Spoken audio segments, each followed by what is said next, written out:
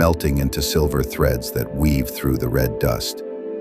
In the pale sunlight, the surface glints like glass, each droplet a spark of motion in a world learning to move again.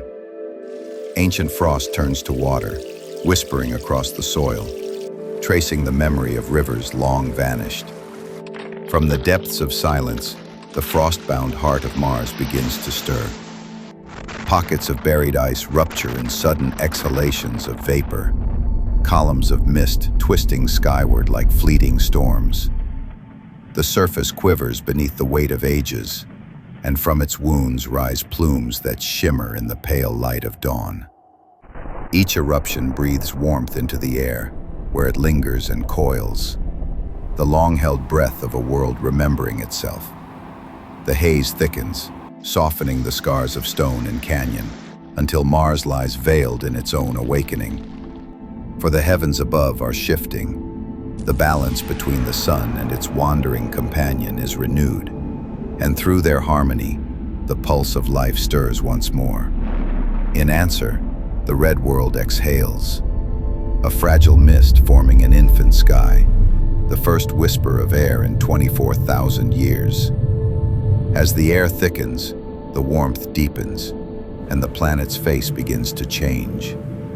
The iron-red plains darken, minerals stir where moisture lingers. A faint green hue emerges in the lowlands and basins, life returning in its simplest form, films of growth fed by light and meltwater. What was once crimson begins to blush with emerald, a color unseen here for many ages.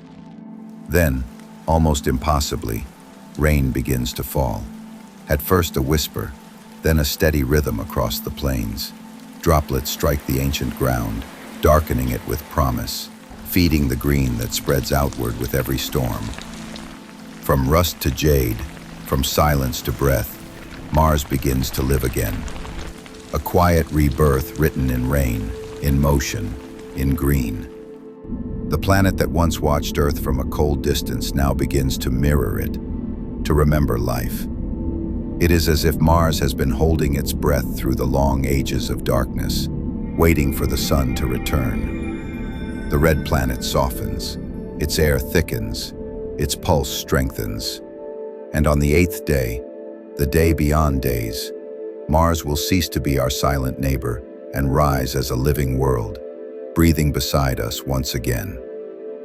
When the solar system finds its balance, so too do its planets.